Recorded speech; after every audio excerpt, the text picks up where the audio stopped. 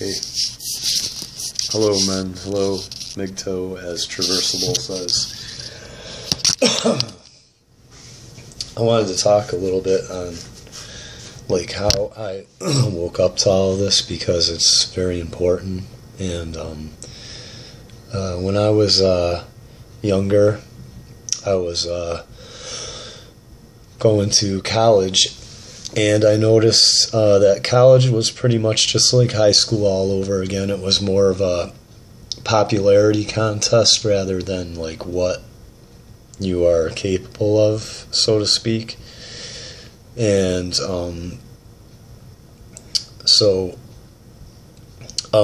basically, at first I just kind of thought it was, I don't know, boring, I guess. And I didn't like the fact that they were going to decide for me what well-rounded was. And I had no business being in college. I can't afford to go to college. Okay.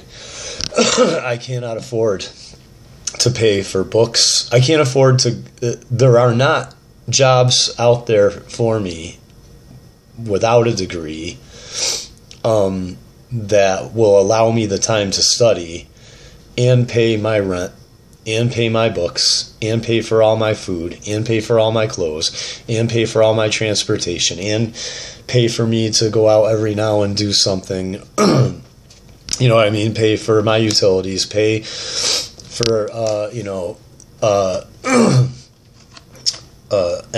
basically there are no jobs out there if you don't have a degree that do that. So, going to college, period, I have no business even being on a campus. But I was not told that. I was told my whole life that that I should just go to college. Go to college. Oh, you're being pessimistic. Oh, be optimistic. Oh, you're making up reasons and excuses to not. So I just went to college. All right, everyone said go to college, so I went to college. Couldn't afford college. Could not afford college. The very first thing I was told was, you got to have loans, which means they want to get my parents. They want to trap my parents. And then my parents are the ones that told me to go to college. So I came back to them and I said, no, can't go. You got to sign. I'm supposedly a privileged white male, but they're going to put your money on the line. So my parents had to co-sign for me to go to college in the first place.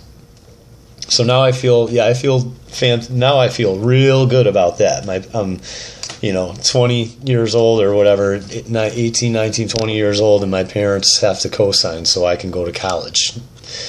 Gee, that didn't sound right to me. Could find jobs for maybe, this is back when minimum wage was like frickin', it's like $4.75 an hour or something ridiculous, all right? So, you're making like $4.75 an hour. Oh, another thing too, I'm from there's tons of drug addicts basically everywhere and retards. So I being a mature person that didn't steal, didn't do a lot of drugs, I couldn't really find circles. I couldn't, and being poor at the same time, I had to live in shitty neighborhoods, so I could not find dependable roommates. People would move in, not pay rent, I'd have to kick them out. You know what I mean? Because they'd be living off, eating my food, whatever. I'd kick people out, almost get into physical confrontations with people. I did get into a physical confrontation my last year of college. Got in the first fight of my life, fist fight of my life since I was about, 12 years old or 14 years old. Hadn't been in a fight like in years. Went back to college, had a roommate. Oh, here I am in a fist fight. So anyway, yeah. Anyway, as I got through the ranks in college, I started to notice that in my business ethics class, there was, or not only did I notice that I was supposedly the contradiction of me being privileged but starving and not having a car and hitchhiking, and by hitchhiking I mean walking, and basically breaking the law to go to school because the police will harass everybody for anything. So yeah, that's a good, you got to hitchhike and break the law to get to school. So, or risk your life or whatever. But anyway, so mainly I started to notice, I'm not feeling real advantaged. I was told that my life was going to be very easy and very privileged, and there's black people driving by me in Escalades, and I'm like, I'm wearing the same clothes for a week, hitchhiking in the rain with a fucking broken foot or sprained ankle or something. You know what I mean? With pneumonia, coughing, no food in my refrigerator. I can't get any food stamps. My job paying me $4.75 an hour. You know what I mean? That's not adversity. That's impossible. That's not an adversity, and racking up debt compared to the 1950s when you could fail school basically and get a job at the local, factory and still afford a family and a car and vacations and save money and retire and have money for your favorite official elected, your favorite politicians' campaigns and extra time and for hobbies and, so big changes there. If you ask me, now it's overcrowded classrooms. You have to be the best in your field. You know what I'm saying? Basically, college is a good place to go meet somebody, to marry, or to or join a fraternity or a sorority. Now, that's it. That's it. That's the only way you're guaranteed anything from college. So, my mother, they were teaching in my business ethics class. That American-born white males were going to be purged out of the workforce. It said the workforce will diversify over the next 10 years, except for American-born white males. This was my last year of school in Phoenix, Arizona. So I raised my hand. I said, "You're saying this?" She said, "Any questions on the homework?" I said, "Yeah, it says right here in my textbook, da da da da da." And she says, "Yeah." And I said, "Well, you're not saying that's not a prediction. You're saying that will happen. So that's the agenda." And she just smiled. "Yep." And then I was like, "Well, I'm a white male, and I'm paying $65,000 to come here, to get a degree here, and you're telling me that I'm going to be discriminated against because of my skin color and my gender." And she said, "Yup," and smiled right at me. And I looked around the class, and people were just sitting there like, oh, because I got her, I forced her. She couldn't be in dishonor. She had to tell the truth, and she did with a smile on her face. She told me, "Yes, you are discriminated against because you're a white male." So I'm like, can't.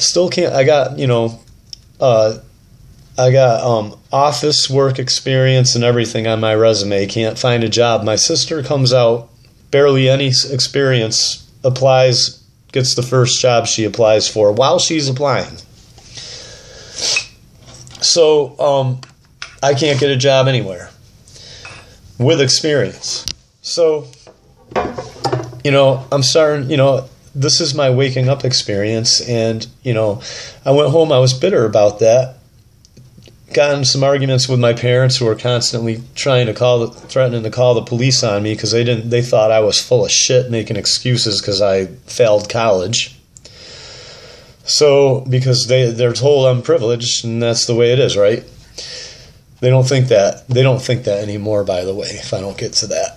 So, they know what's going on, even though my mother will still fucking bash me sometimes when she's not in a bad mood. My mother is like a woman. Her mood changes, or her views, not her mood, changes with her mood. Her views change with her mood. And so if she's mad at you, then it doesn't matter. But, she never used to talk about the shit she talks about now. She knows, whether she wants to admit, I mean, you know, she might be mad every now and then and not admit it, but my mother knows. She's seeing me go through it. She's seeing my nephew go through it. She's seeing pretty much all the men in our family be, you know, the young men in our family be just completely annihilated in the society now. And she's seeing it, and it's more and more, it's coming out in the papers and in the news, in the mainstream media, because they can't hide it anymore, how they're fucking, you know, American-born white men over, so it's coming out. But anyway, and good, you know, hooray for us. So, so my mother was the first one to make false allegations against me. We got in an argument over, you know, I wanted to budget my money differently, and you know, I was a loser living in my parents' home, and we got in an argument, and I said, "What, do you want to punch me?" And she said, "Yeah." Or she didn't say anything. I was like, "Go ahead, punch me." And she did. She punched me about 15 with a closed fist. Just bang, bang, bang. Punched me in my face like 15 times. Just punching me in my face, right? So then she calls the cops, and the cops tell her, I'm going to cut this and make a second video.